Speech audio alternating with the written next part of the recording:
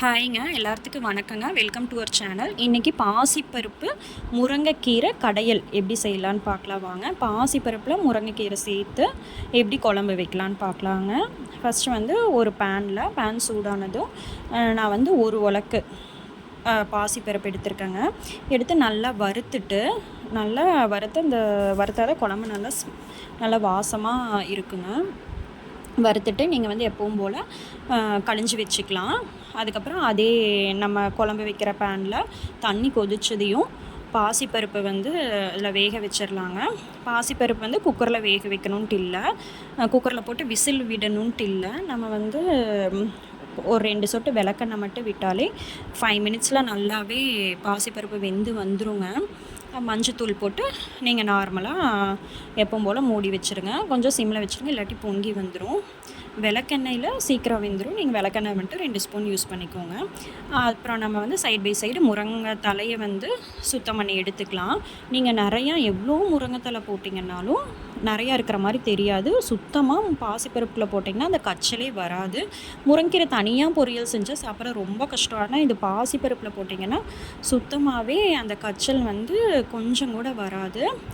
நம்ம அதை சுத்தம் பண்ணுறக்குள்ளே இங்கே பருப்பு வெந்துருச்சுங்க. அதை எடுத்து வச்சுட்டு நம்ம அதே பேனில் வந்து எண்ணெய் விட்டு கடுகு உளுந்தம்பருப்பு இதுக்கு சேர்க்க வேண்டியதே இல்லைங்க. கீரை குழம்புக்கு எல்லாத்துக்குமே கொத்தமல்லியும் சீரகமும் நல்லா தேய்ச்சி எண்ணெயில் போட்டுக்குங்க. அது நல்லா வறுத்து அந்த ஸ்மெல் சூப்பராக இருக்கும். அதுக்கப்புறம் நம்ம வந்து கருவேப்பிலை தழை நார்மலாக யூஸ் பண்ணுற மாதிரி கருவேப்பிலை தழை, வரமிளகா வந்து நான் ஒரு 6 மிளகா இன்றைக்கி கிள்ளி சேர்த்துக்கிறேங்க.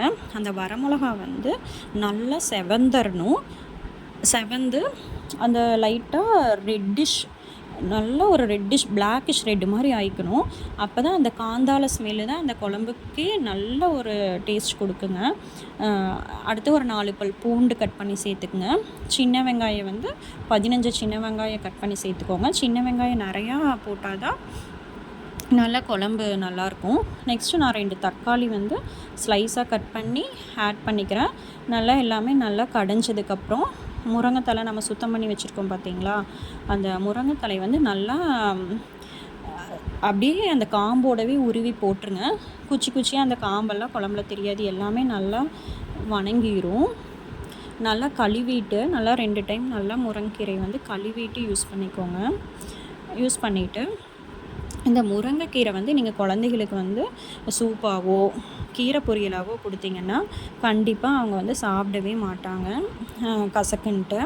இந்த மாதிரி பருப்பில் ஆட் பண்ணி பாருங்கள், ஒரு துளி கூட அந்த கச்சலே வராது.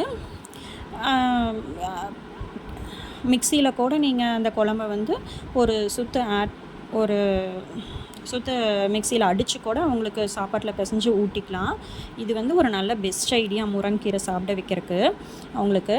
அப்புறம் நம்ம வந்து இந்த பருப்பு தண்ணி கொஞ்சம் ஆட் பண்ணிவிட்டு, பருப்புலேயே தண்ணி நம்ம வச்சது இருக்கும்ல அதை ஆட் பண்ணிவிட்டு, மிளகுடி வந்து நான் குழம்பு மிளகுடி வீட்லேயே செஞ்ச குழம்பு மிளகுடிங்க.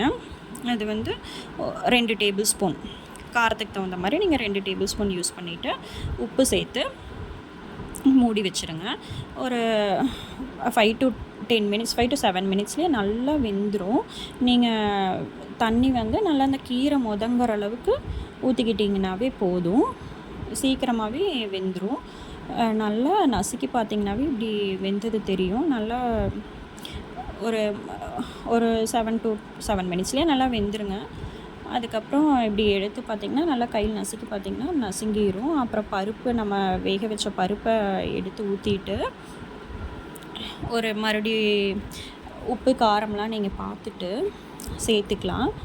இப்போவெல்லாம் மூட்டு வலி, பெரியவங்களுக்கு மூட்டு வலிக்குதுன்னு சொல்கிறாங்களா, இந்த முருங்கைக்கீரை வந்து வாரத்தில் 2 நாள் நீங்கள் இந்த மாதிரி செஞ்சு சாப்பிட்டாலே கொஞ்சமாவது குறையும்.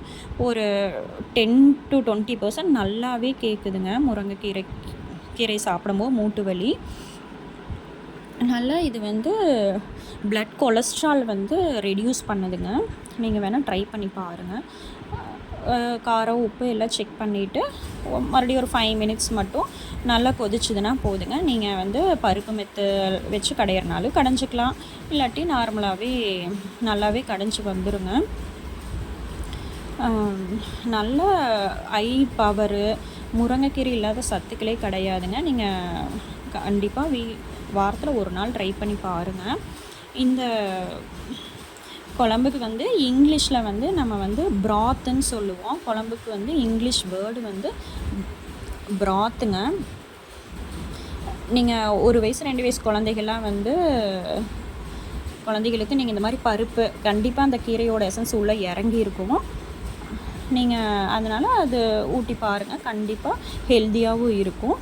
ட்ரை பண்ணி பாருங்கள். ட்ரை பண்ணி பார்த்துட்டு எனக்கு லைக் பண்ணுங்கள், ஷேர் பண்ணுங்கள், சப்ஸ்கிரைப்